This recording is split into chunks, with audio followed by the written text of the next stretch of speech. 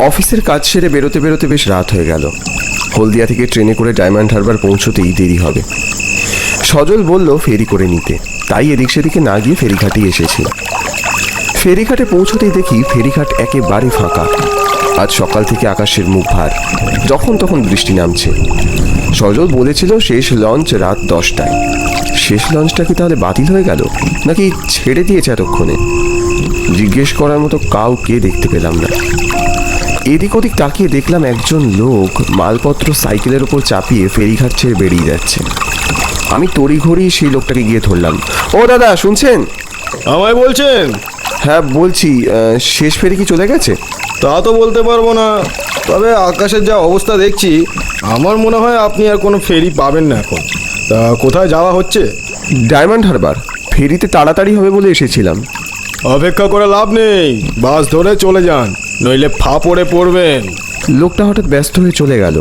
ঘাটের ধারে জ্বলতে থাকা আলোগুলো একটা দুটো করে নিভতে শুরু করেছে। ঈশান কোণে বিদ্যুৎ খেলে গেল। হাত উল্টে ঘড়ি দেখলাম, প্রায় 11টা বাজতে যায়। ফিরে যাব কিনা ভাবছি, ঠিক সেই সময় দূর থেকে লঞ্চের হুইসেল শুনতে পেলাম। তাকিয়ে দেখি অন্ধকারের মধ্যে দিয়ে একটা আলোকমালা ধীরে ধীরে এগিয়ে আসছে এই দিকে।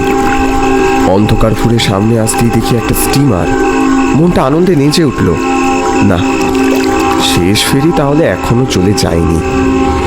ঘাটে ফেরি ভিড়তেই তড়িঘড়ি উঠে বসলাম তাতে।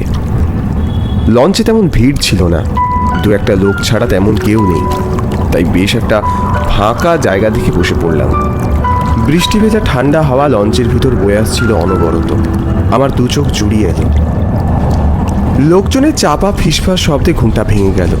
তাকিয়ে দেখি লঞ্চ এখন অতটাও ফাঁকা নয়, বেশ কিছু লোক উঠেছে। বাইরে তাকাতেই চারপাশে কালো জল ছাড়া কিচ্ছু দেখতে পেলাম না। ঘড়ির দিকে তাকাতেই খটকা লাগলো। 11টা বেজে 5। আশ্চর্য! আমার বেশ মনে আছে যখন লঞ্চে উঠেছিলাম তখন 11টাই বেজেছিল। এতক্ষণ পরেও ওহো, ঘড়িটা গেছে। আচ্ছা, এই লঞ্চটা কিশোরগঞ্জের ঘাটে পৌঁছতে কত সময় নেয়? চমকে ঘুরে তাকিয়ে দেখি ঠিক আমার পাশেই বসে আছে একটি মেয়ে। কখন বসেছে তা খেয়ালই করিনি। এক ঝলক তার দিকে তাকিয়ে দেখি পরনের জামা কাপড় একেবারে ভিজে সপসপে। বৃষ্টিতে ভিজেছে মনে হয়।